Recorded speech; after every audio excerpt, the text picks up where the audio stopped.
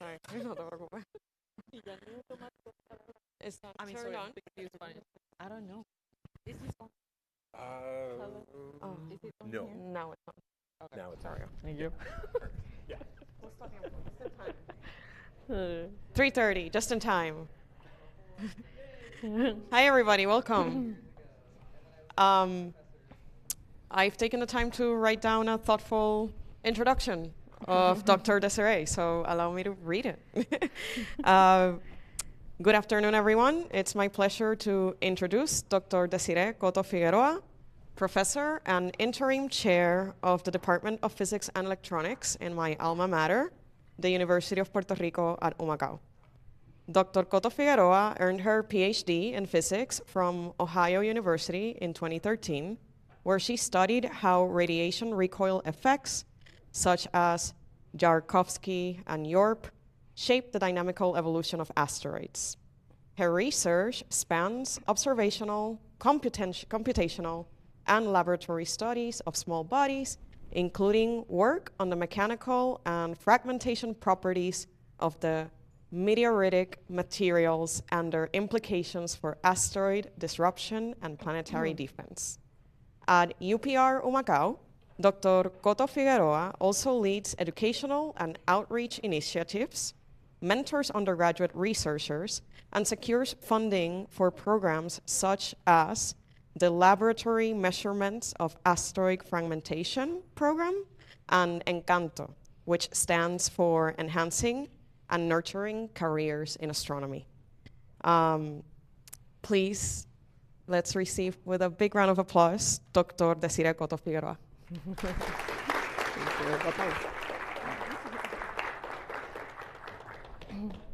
Thank you for the kind introduction. Can you all hear me well? Okay. Well, as mentioned, most of my work is focused around asteroids.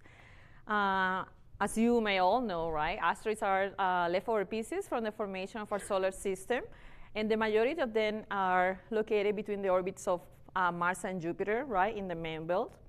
But my work focuses mostly on the studies of near-Earth asteroids, which are those that come in close proximity to the orbit of Earth due to gravitational encounters or radiation recoil effects, such as the Yarkovsky effect, brings them in those orbits that either cross or are nearby, as I mentioned, the orbit of Earth.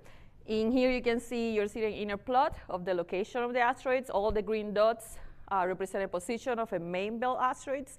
The red dots represent the location of those that are considered near-Earth asteroids. And you can see, of course, not only Earth, but they come in close proximity as well with the inner planets. And those asteroids, we now represent them instead of the location in time, right? We draw the orbits, right? Here, once they determine their orbits, right?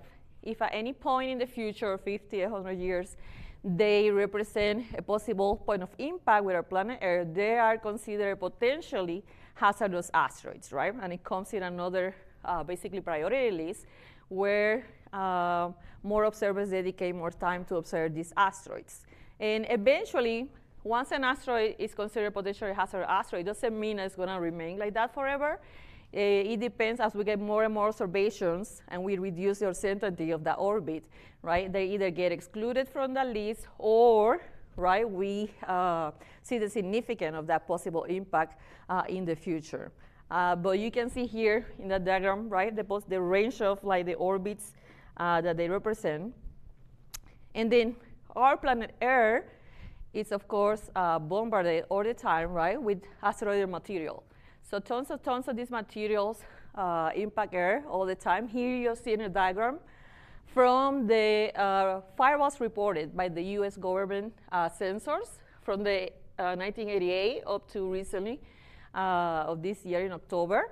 And you can see, right, like the whole map is covered by these firewalls.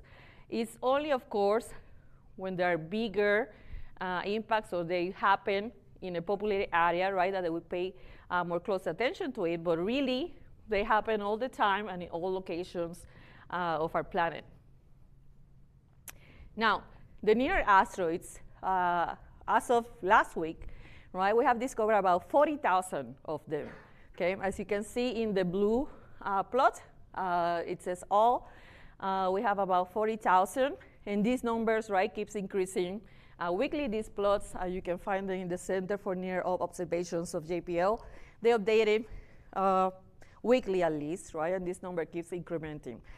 We have dedicated amateur astronomers that observe asteroid each night, as well as dedicated programs, such as the Catalina Skies Orbit, among others. And of course, NEOWISE, a space-based telescope that has been reused to observe asteroids. So this number keeps increasing continuously. And as we get more observing campaigns, right, and more new observatories that are being constructed, then it's going to keep increasing. As you notice there, they divided by colors. The orange, right, if you look at the orange, it's represented the number of those asteroids that are greater than 140 meters in diameter. And also in red, you have the amount of asteroids that have a diameter of 1 kilometer and larger. And why do we care then about the size? Well, it all has to do with the hazard that they represent, right? Here, you're seeing a figure, right, that tells you the hazard by the number, how big, how often, how bad, how many, and the percentage that they have been discovered. And if you look in the right corner, these are those that were in the previous plot as red, right? Those that are greater than 1 kilometer in diameter. These are the ones that can cause global devastation. And hopefully, as you see in the bottom, we have discovered 95% or more than those that are greater than 1 kilometer, okay? And those that are greater than 10 kilometers, we have believed that we have found them all. Now, the problem comes as we go to smaller sizes. Here you see about 140 meters in the discovery plot were those shown in orange, right? These right now are the objects that are the priority, right, of NASA and our government.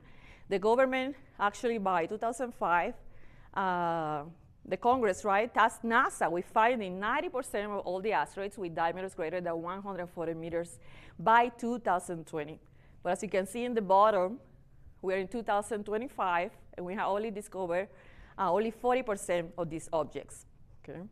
So there's much more work, right, that we need to do in order to see if there's a potential hazard. We need first to discover all these type of asteroids.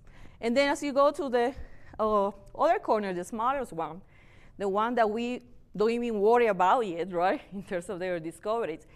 These are 50 meters and 10 meters. From 50 meters and below, it's only 7%. So even much less, right, the amount that we have discovered. And of course, as we go to smaller sizes, the harder it is, right, to detect them. But the ones that are 140 meters or more are the ones that worry us right now, because these objects can cause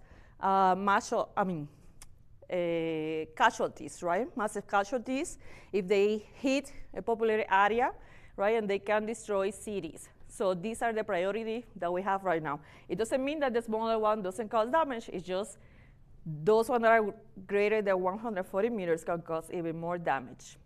And we are reminding of the damage that they can cause by events such as Tunguska.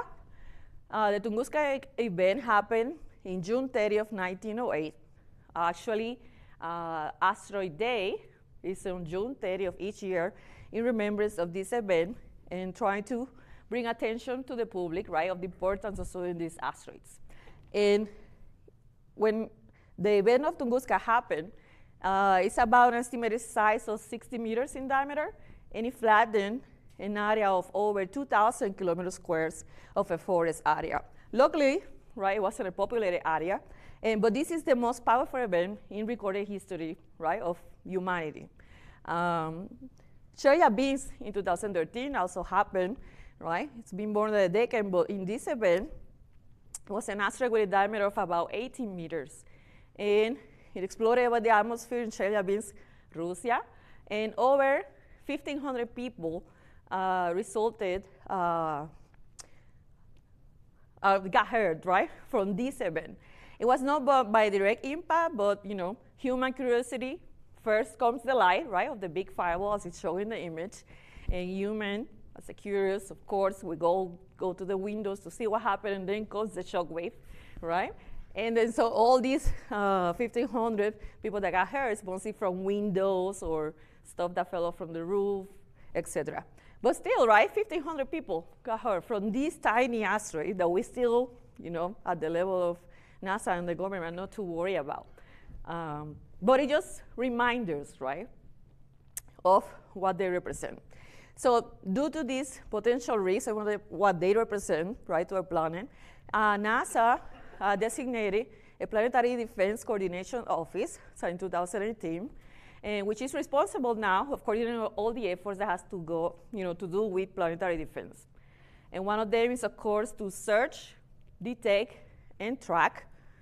And part of these efforts includes NEO Surveyor. NEO Surveyor is the first space telescope specifically designed to detect asteroids and comets with diameters greater than 140 meters. Okay? Right now, I'm part of the NEO scientific team at NEO Surveyor, and we are now in the assembly and testing phase, and it's planned to launch around September of 2027. And what is special about NEO Surveyor, first, it takes advantage of using 2 infrared channels. And of course, here you see a diagram in the top. You can see the asteroids with different albedos, right? From low albedos in your right, the dark one, to the bright one is the high albedo to your left. And if you see the image of those asteroids, you can see that it varies, right, while you're observing them through the telescope. The one with the lower albedo will be much more smaller, fainter, than the one with the high albedo.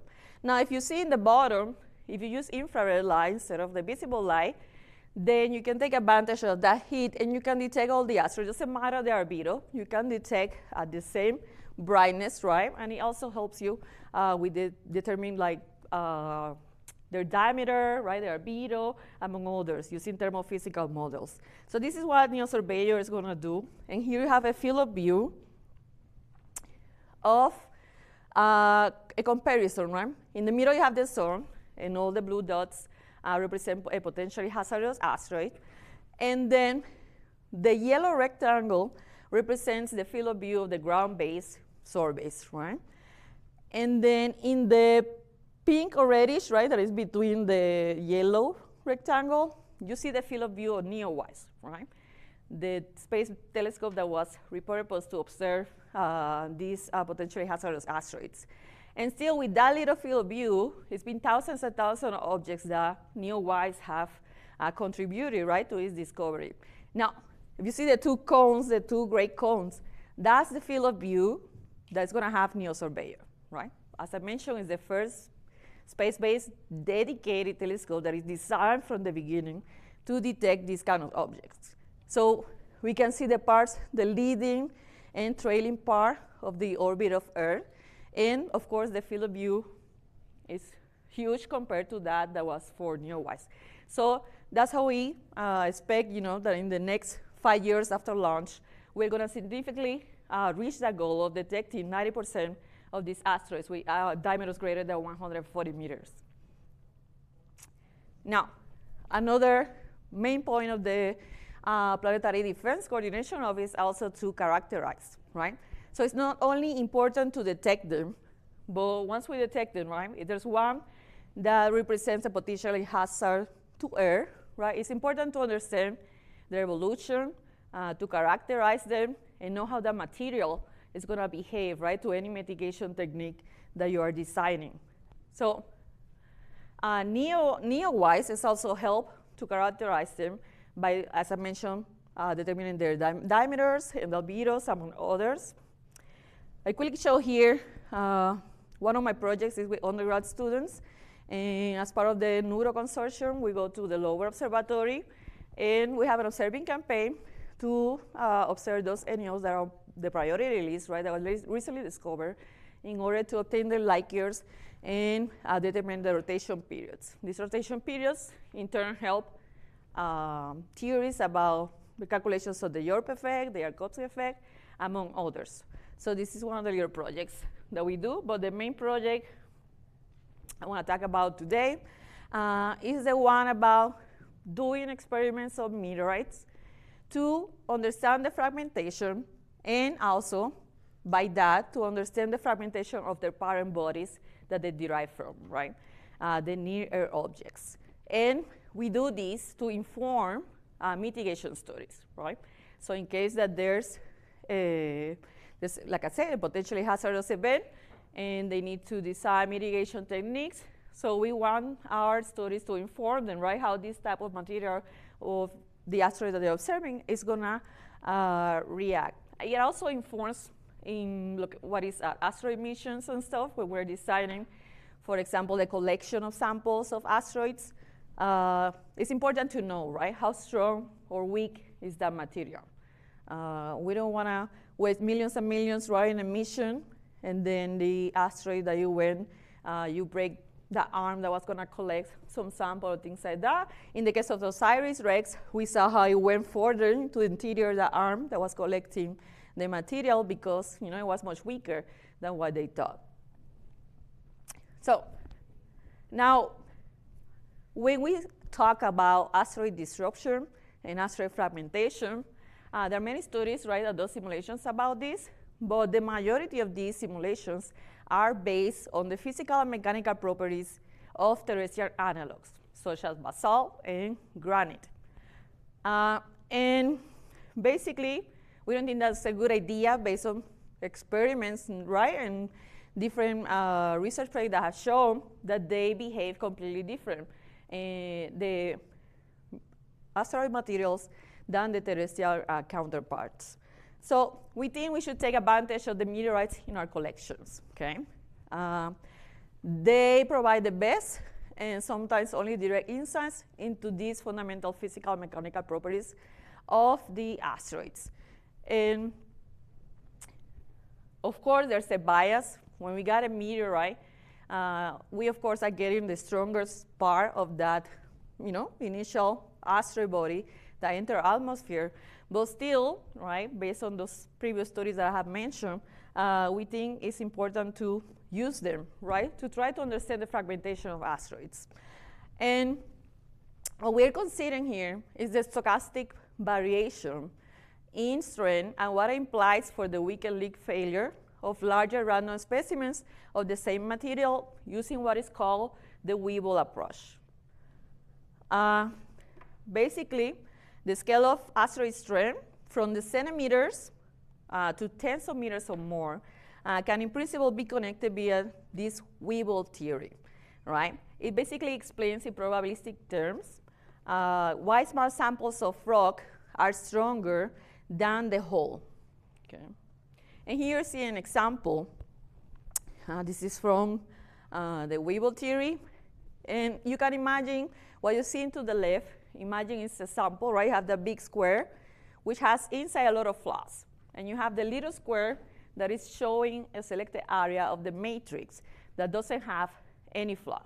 So basically, what the Weibull theory is telling you is that little piece, right, the little square, if you do an experiment, it's going to be much more stronger than if you do experiment of the bigger square. Because the bigger square, those internal flaws that it has, right, it's going to break much more easily than that part of the matrix that doesn't have any of the flaws. And this has been shown also in experiments, such as those by Hausen and Holzapfel. When you see from the left to the right, and it go from 1.9 centimeters to 34 centimeters, those are the size of the targets, right? And they're impacting those targets. And if you go from the left to the right, the bigger the sample, the weaker it is, right? The more pieces you have after that impact. While the smaller samples survive because they are more stronger, right? Concentrated material with a higher probability of not having any flaws in them. So based on this, right, the Weibull theory assumes that samples of the same size, and in this case I'm showing you 3 squares now, are basically random representation, right, of this larger body. You can see the original square, no flaws. If you go to the right, we have a bigger flaw, and the top it also has a flaw. So the strength on these three cubes of the same size are going to differ, right, based on those flaws that they have and those that don't have any. So when we do experiments of samples of the same size, their strength variation can express basically the scale-dependent heterogeneity.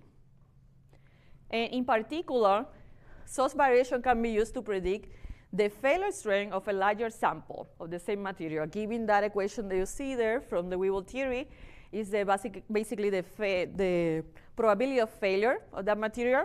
And you can see it depends on the volume and on its strength and the strength characteristic of that material and an M parameter. The M parameter there is normally known also as the Weibull parameter.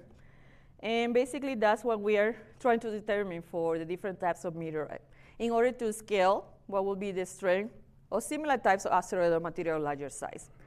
And here you have a table as a reference from Asphaug et al. And basically, that M parameter is determined for different materials, such as basalt, granite, concrete. You can have basalt around 9, an M of 9. And you can have a concrete around 5, and basically granite 6. So for example, the larger you go in the M parameter, the more homogeneous is your material. And basically, we have conducted a whole set of different experiments, non-destructive and destructive experiments, in order to create damage models and determine the strength of larger boulders for asteroids, right? We want to go from the 1 centimeter cubes in our laboratory to tens of meters or more of the same material and predict their fragmentation behavior and their strength. So our goal is to span this spatial case of the mechanical and physical properties of the meteorites. And we also do studies about their composition, right, their chemistry, petrography, the mineral sizes, porosity, sound speed measurements. We do X-ray tomographies. So a whole range, right, to study this sample and also the destructive experiments. And so we first started with 2 meteorites, Tamdakht, which is an ordinary H type, and Allende, which is a carbonaceous one. Tamdakht fell in 2008 over Morocco, and it's an heterogeneous structure with shock veins, and basically has chondrites that are visible but largely integrated into the matrix. We also have Allende, which is also a fall from 1969 over Mexico, and it has pieces with light grade and abundant chondrites and calcium aluminum-rich inclusions. So for our setup, we basically, right, we start with a larger sample of that meteorite. We prepared it in cube, as is shown in the other image.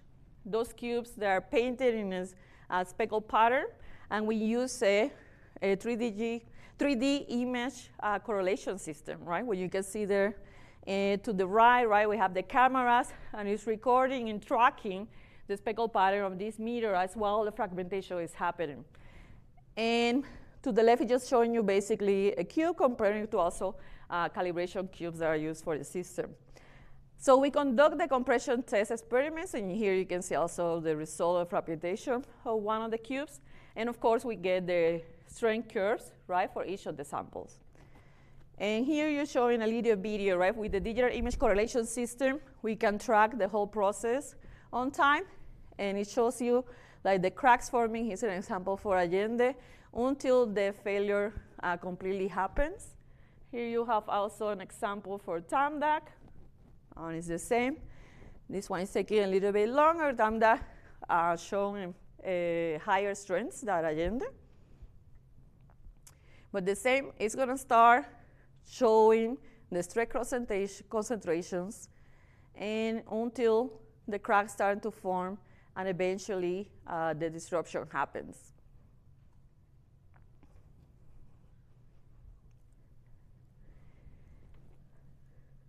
So we can study this for all the meteorite cubes that we study, right? And individually each of the experiment, we have the digital image correlation system.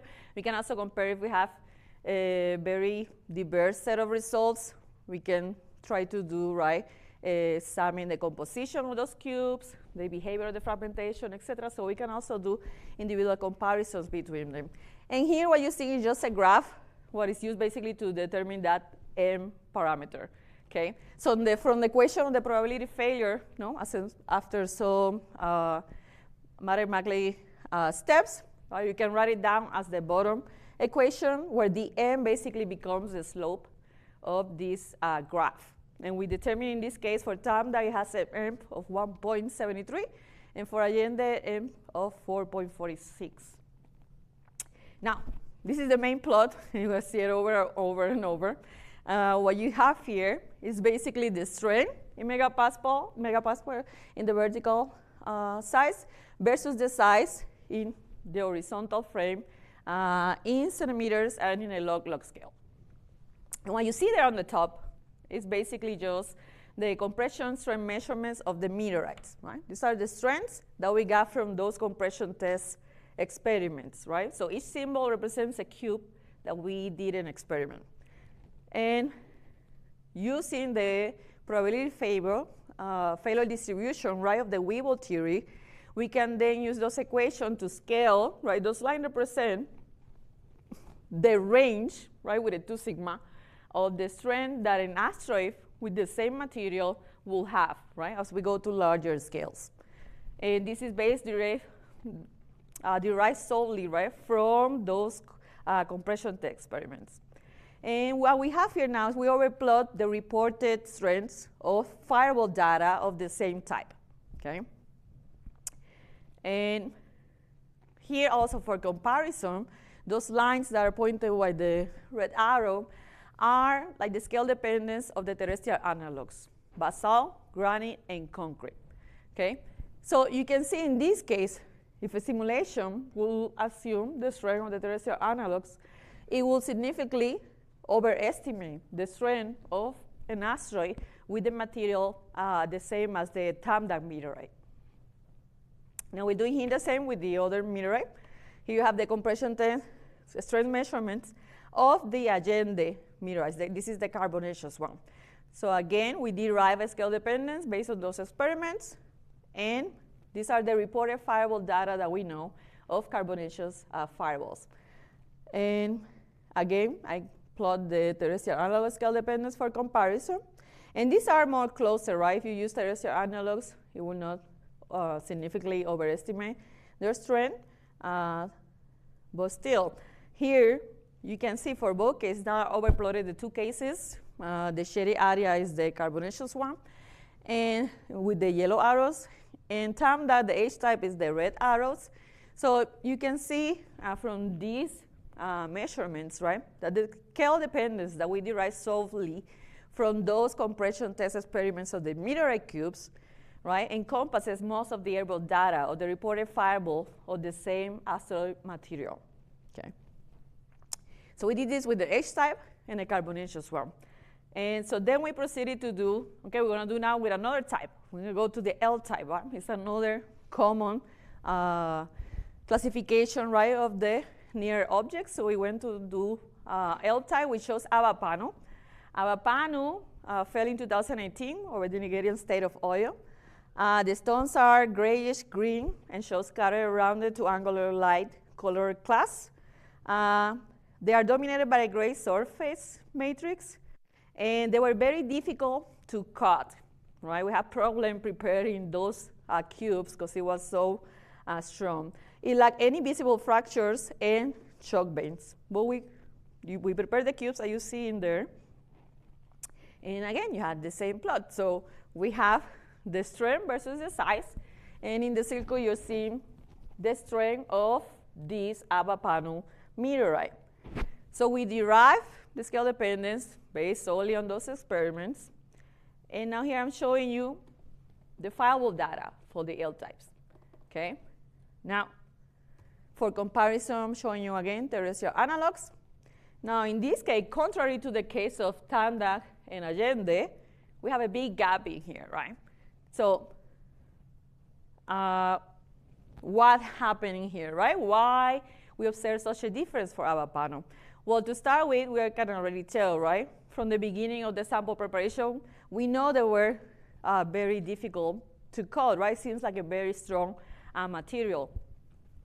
It also The fusion cross is often most of the storm, which point to something unusual. It has a very low porosity, for example, 3.8, compared to the average of the L-types of 9.3. Also, the elastic modulus that we derive, the shear modulus and Poisson ratio, are correspondingly greater than what I also reported for the air types. So basically, the question arises as to whether, right, Aba Panu is an anomaly strong L-type meteorite, and demonstrated the need for the studies. So we proceeded then to select 3 more meteorites of the same type as Aba Panu, L-type. And these specifically happen to be all L6 type, the same type classification for all the meteorites. Hamad al-Hamra, which is also known commonly as Gadamis, is a 2018 fall from Libya. New Concord is a 1860 fall from United States, and Viñales is a 2019 fall from Cuba. Okay, Hamad al-Hamra is a typical looking LC chondrites with uniform petrography and lucky shock veins. Right, you can see there's some of the cubes that we prepare.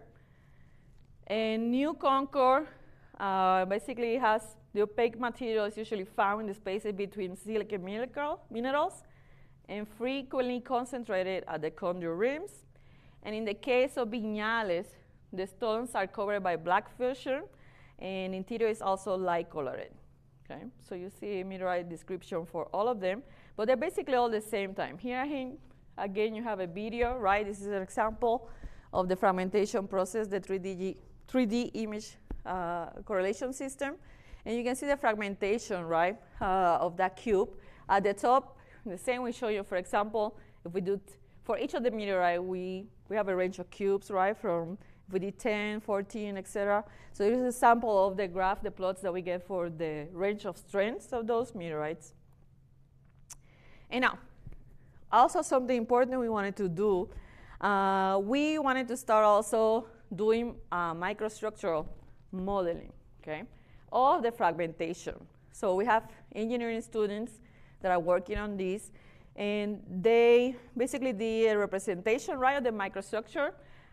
We can also not only study the meteorites, right, the different types or different meteorites of the same type, but like I said, we're also doing chemical analysis of them, and we know the composition, right? And for example, here, we did the first analysis of this microstructural modeling with the Hamad al-Hamra meteorite.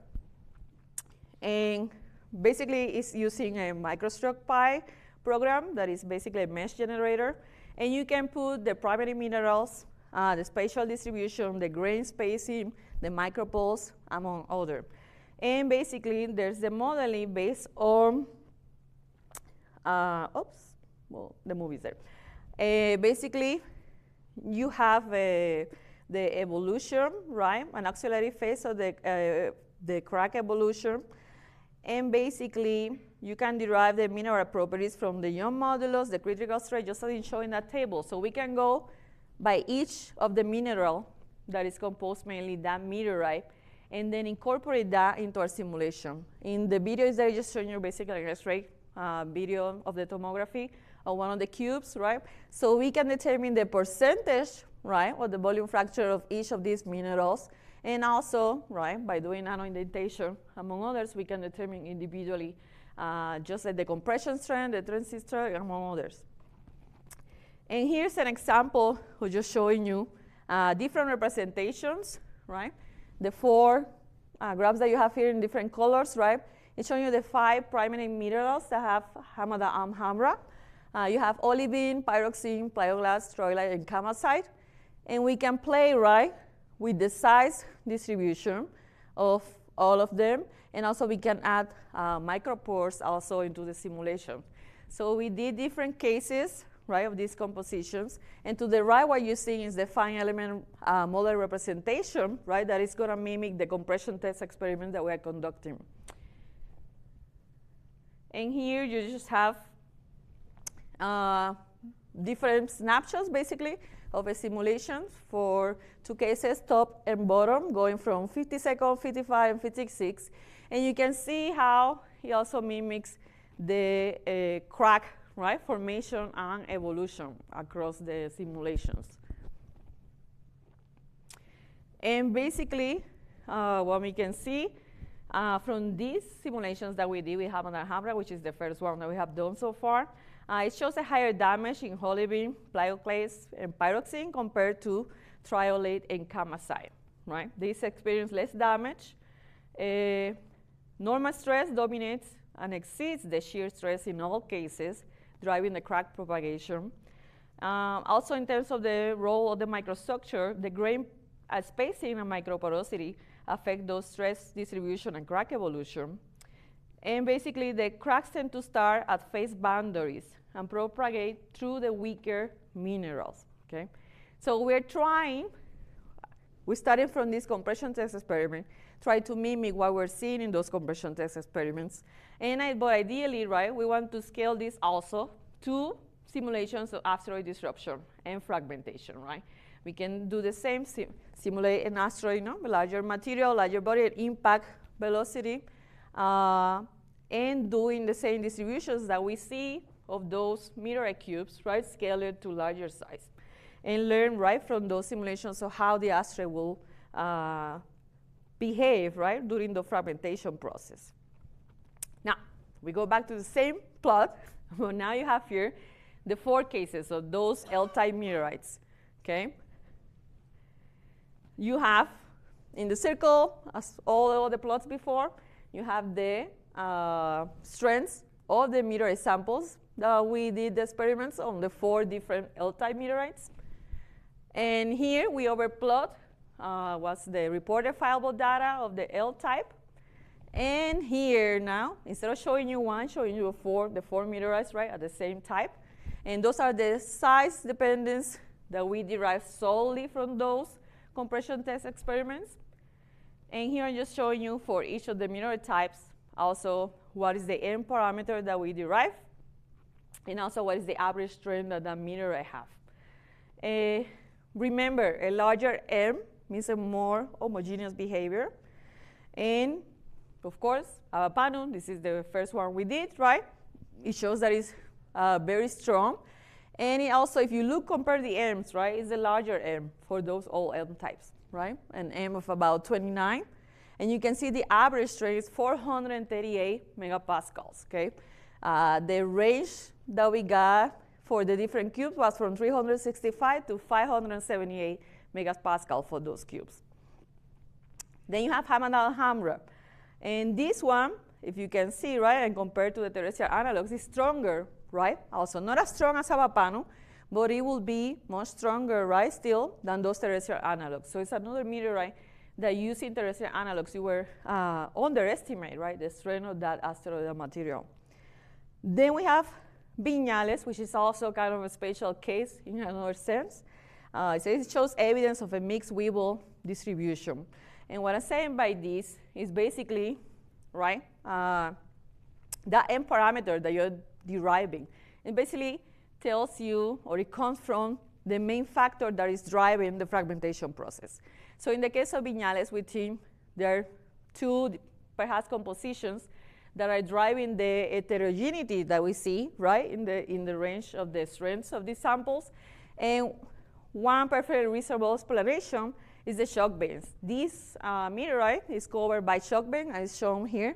And when you prepare the cubes, right, you can have cubes from like the blue circle, from parts of the matrix where it doesn't have any shock bands, versus cubes that will be having those shock bands, like it's shown here to the right, right? That's some of the cubes that had shock bands. You can see that darker area in the middle.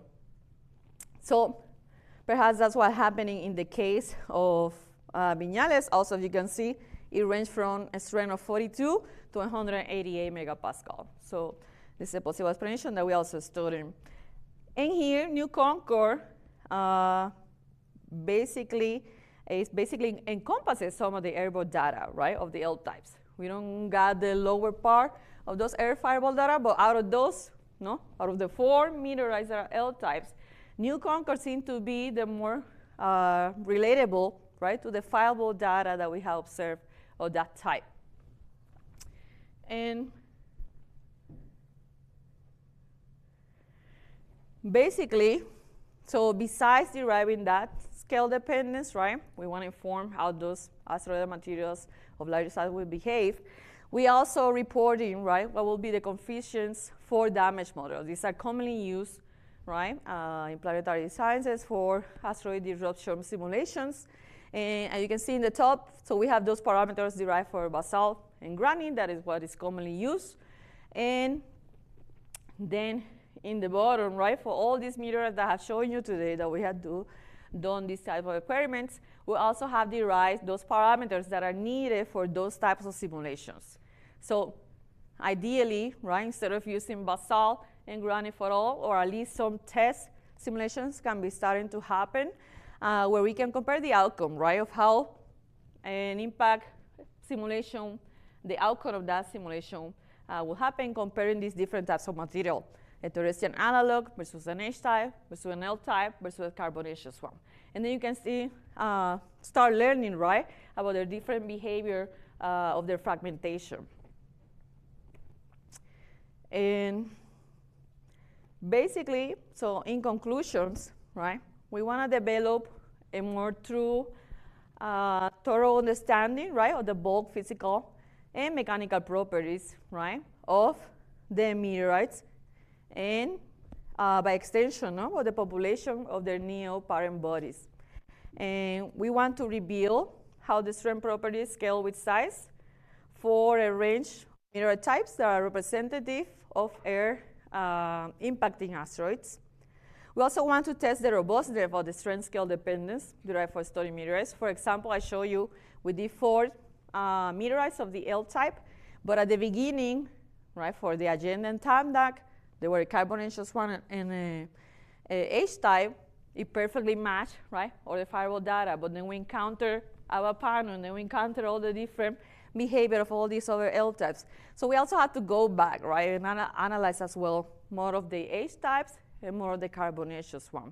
Are we going to see a big range in behavior like we saw for the L-types, or are they all going to perfectly overlap that firewall data as the first 2 meteorites that we studied did? So that's something that we have to test, right, the robustness of those measurements. And of course, expand, right, into more categories. Even for the ordinary chondrite, there's an LL type that we haven't even done a single experiments of that type. And there's many, many more, right? We can have an extensive library of this coefficient model, hopefully, as we keep conducting more experiments with the different meteorite types.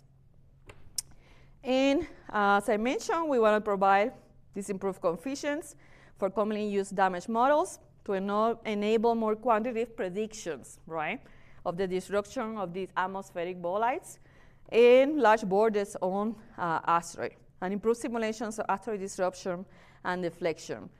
These results are not only important to inform studies of asteroid mitigation, but also for what is basically space exploration, right? When we're designing these missions, it's important to know how these materials are going to react.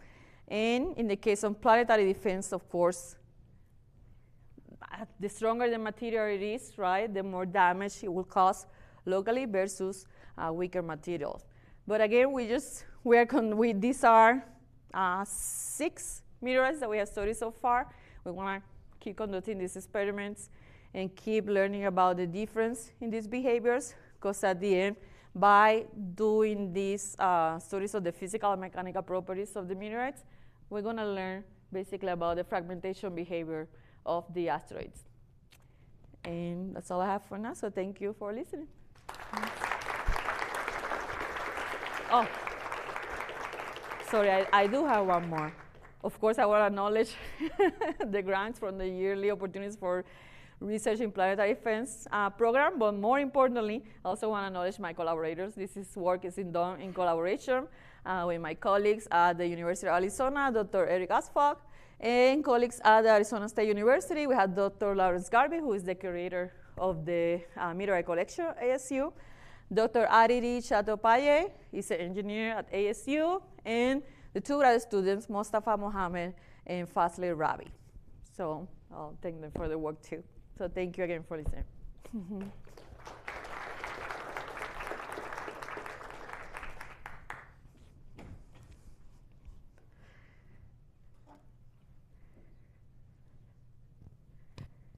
any questions for Dr. Cotto-Figueroa? Yes.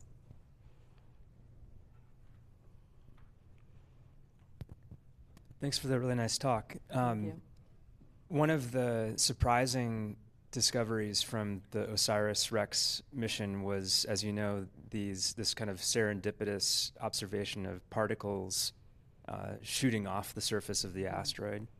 And I think one of the ideas that has been suggested to explain that is thermal fracturing, thermally induced fracturing caused by the differential heating and cooling rates on the surface.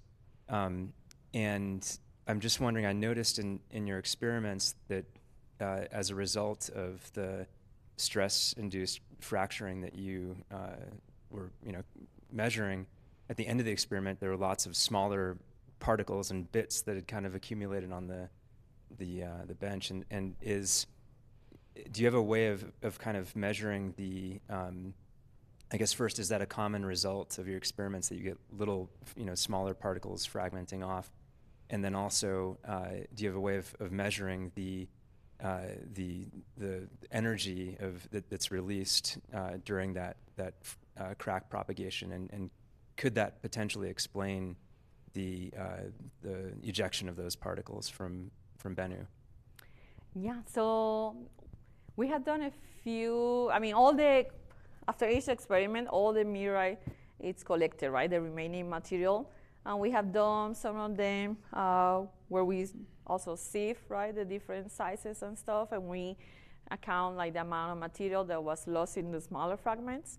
I don't have like a percentage at the moment, but yeah, it's a common for all of them, except Aba Panu, which is the enormously strong one.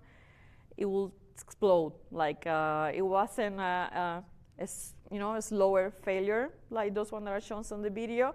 Actually, if you show you a plot of the curves of Aba Panu, in the graph that you saw here, it goes all the way up, right, and then comes down as the failure happened. In Aba Panu, they all stop in going up, right, because it was like a more violent failure that occurred. But yeah, definitely, that's something that we can look at it. And also, we are also thinking of incorporating also doing the thermal measurements in different temperatures, like doing the compression state. We have like the setup for that to do the experiments, doing the thermal measurements as well. So that's something also we're incorporating. But yeah, that's something, I don't know at the top of my head right now, right, if we could do, but definitely it could be, and that's something that we can look at it based on our experiments. Thanks.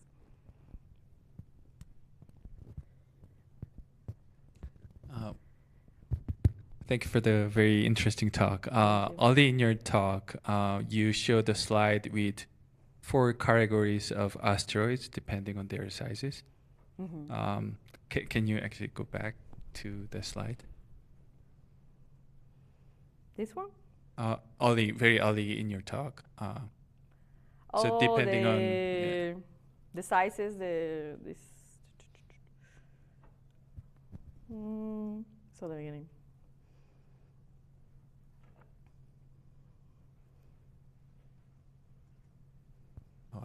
I didn't. Yeah.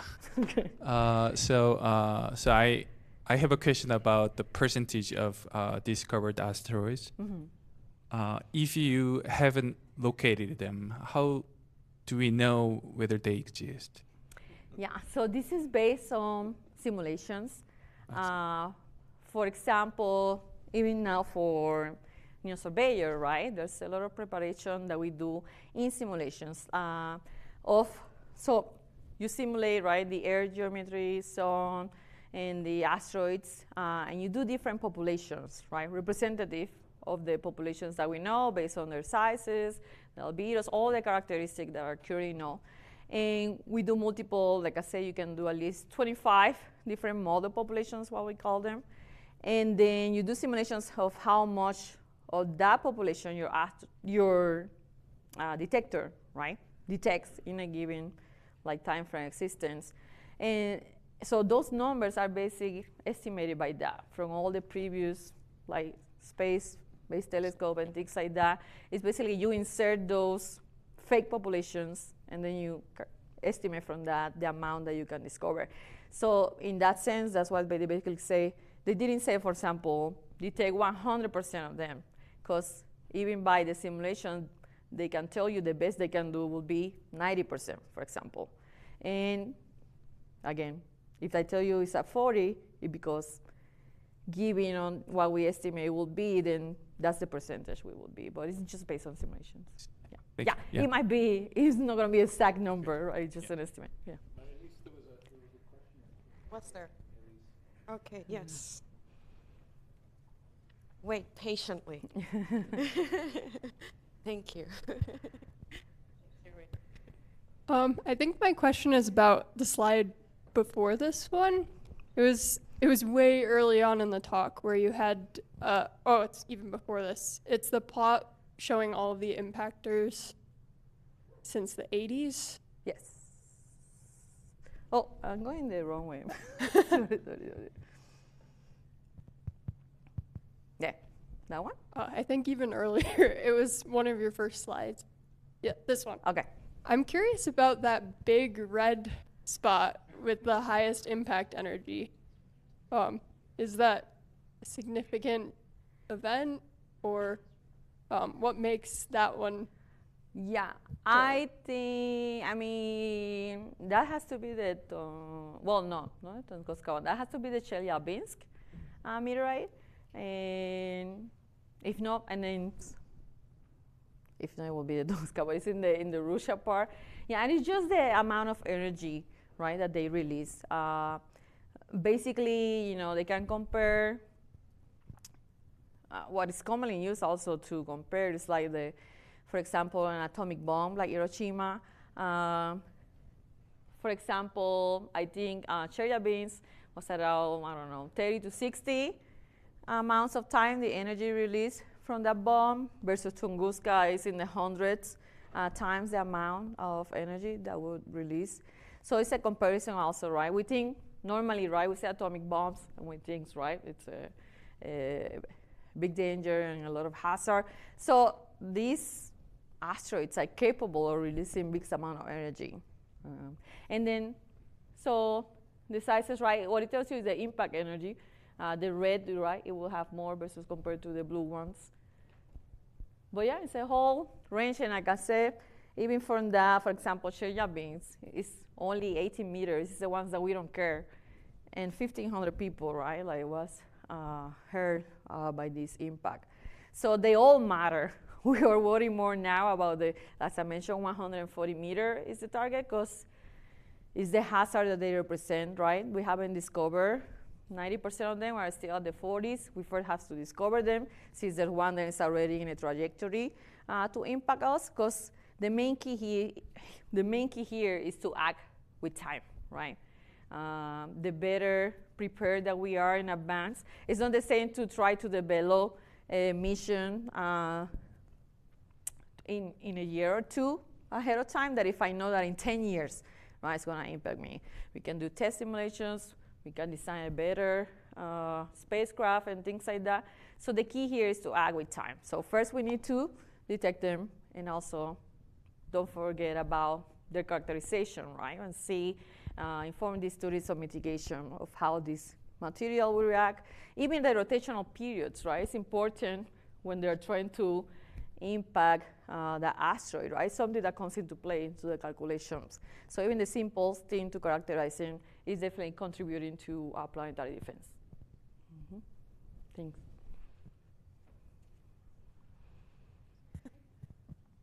Hello. I was wondering, do we have a good idea of the types and compositions of the population of near-Earth asteroids? Is that something we can measure in space, or only based off of the samples that come from the ground? No, yeah, they do by, spectrometry, right, of asteroids. There's many scientific groups that dedicate to that. And also we have a classification table. I mean, the primaries are the S-type, mostly silicates, the carbonaceous one. And there's some X types and T types, but then again, even the S types, they subdivide into like 20 more, SA, SB, SC, and it goes like that. And it will have a different curve, right, in the spectra.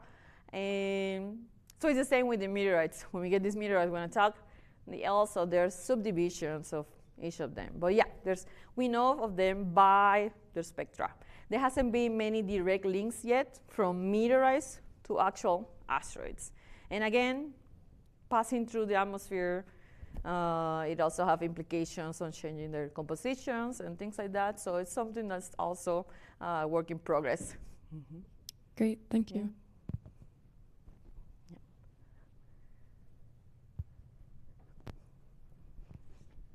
Okay.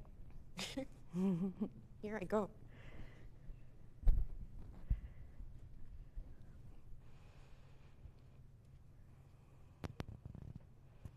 So a lot of, one of the results you talked about was the larger boulders compared to the smaller boulders in terms of the larger ones having less strength, right? Mm-hmm. This analysis of the boulders themselves, how do you think that could be extended to the macro scale of asteroids in terms of trying to characterize them better for planetary defense applications, such as like inferring their density distributions or maybe voids inside the asteroids? Do you think there's a connection there in terms of applying these results? Yes.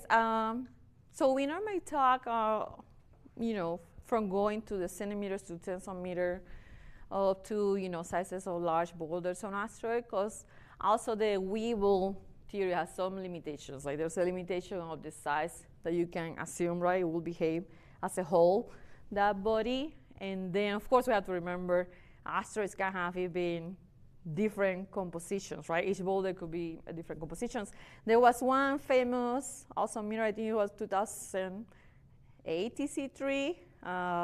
There was an observed fall when they recovered it. It's basically like 5 different compositions that were together in one, as an aggregate, right? Actually, most asteroids, we believe, there are aggregates instead of monolithic rocks, so that's something that has to be taken in consideration.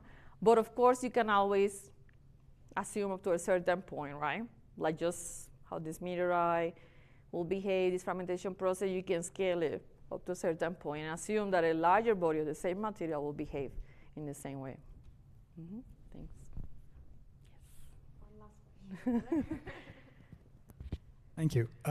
It was related to that, but in your experiments, you always had 1 centimeter cubes, if I was correct. Why did you not experiment with, trying to find out how far the Weibull distribution goes by having cubes of different sizes?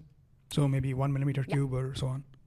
So initially, we first started with different sizes, I think, for the Allende one and Tamdakht. But then, when you do the different sizes, you cannot get rid of the volume dependency on the equations that I was showing before. So you need to stick with the same size in order to get rid of that dependency and be able to derive that M parameter. And of course, the other main benefit was, right, when you're dealing with these meteorites, it's difficult to find amounts of material that you can disrupt. So it's easier if from the piece that I got, I can do 5, 10, 1 centimeter versus trying to do a 3 centimeter or 4 centimeters more material that I'm consuming from the collection. So that's another factor that comes into deciding the size. Mm-hmm. Thank you. Thanks.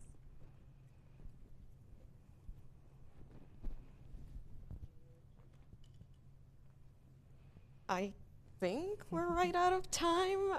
So thanks everybody for your great questions, and another big round of applause to Dr. Desireé Cotto. Thank you. Thank you for coming. Muchas gracias. Thank you. There may or may not be still some Puerto Rican quesitos at APS office. So go ahead and grab them. I made them with a lot of love and cream cheese. Y esto. Aquí.